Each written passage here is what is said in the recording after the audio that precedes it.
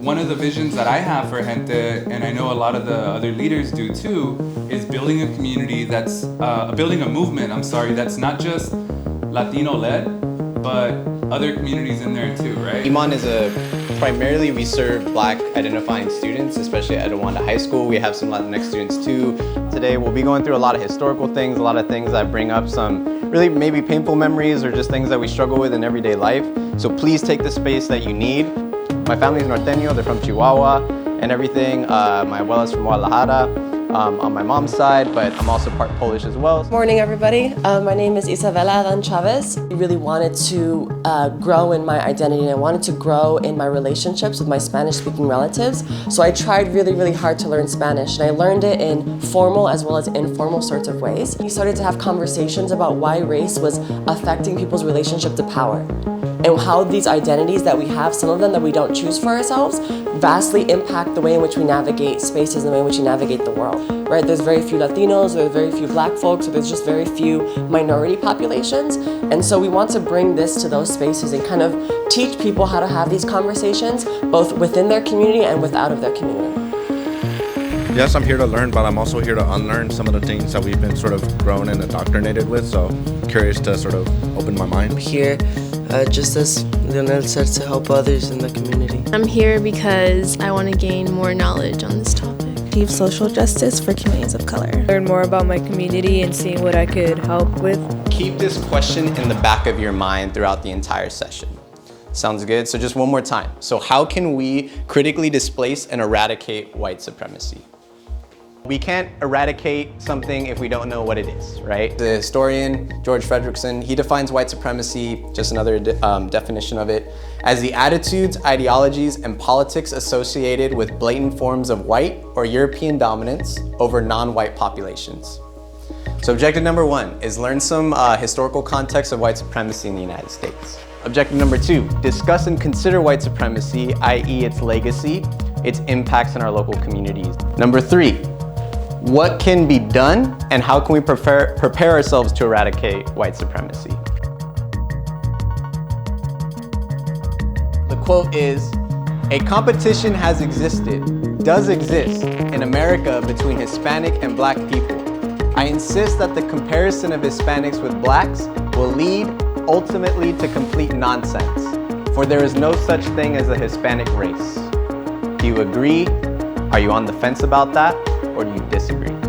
I don't believe that there is a Hispanic race because it's not an identity that we came up with ourselves. I believe more in Chicanx, Latinx. I can see it like if it was a competition between both, but if it's both of them coming together and identifying things that they share, barriers that they share, and working together to fight against those barriers and then helping each other fight their own individual barriers, I feel like that wouldn't lead to complete nonsense. I think that would create a lot of change that is needed. When we do talk about like a Hispanic or Latinx like struggles, it's usually around labor, and it's kind of restricting this idea that like our oppression only exists in like spaces of work, right? And not in plenty of other ways in the ways in which we navigate. We don't see ourselves represented outside of ourselves. It's hard, right? It's hard to keep going because it's like, who are we? And in America, that is the most important thing on behalf of the American education system. They don't really want you to feel who you are, where you're from. They want you to be American, right? And there's a sort of like quote around diversity, around like, oh yeah, let's do this or let's do that, like, let's do some feel-good stuff, right? MLK, Cesar Chavez, and that's where we leave the conversation. We don't delve into the particulars about a lot of this stuff, and that's the problem. So also what he said about being a ghetto scholar, right? That's what we all need to strive to be. A lot of us are from rough neighborhoods, we're from communities of color, we have a lot, we're resilient, we're tough, but we also need to start doing the intellectual work ourselves because we know school isn't gonna always do it for us, right? If we don't know our history, we're doomed to repeat it, right? That's for damn sure. Hispanic folks, for like us claiming this sort of like native heritage, even though this is sort of like in our blood and we sort of have this ancestry that's indigenous, oftentimes we are not racialized as Indigenous. And so that complexity can kind of change our how problematic we could be, in which we sometimes can choose to claim an Indigenous identity or choose to abdicate an Indigenous identity because of how it just works for us. Let's look at Mexican centrism, because I've had a lot of issues with this, and I think a lot of us have issues with it, and a lot of us can learn from why those issues exist and like why it's important to learn from those lessons, right? Looking at the history of it. Anybody heard of any of these things? We get these sort of issues between, specifically in my experience, right, the Black and brown community, because one kind of sometimes erases the other, right? And it becomes this oppression Olympics issue, but it also is important to realize that we have benefited from white supremacy in a lot of other ways that the Black community hasn't, right?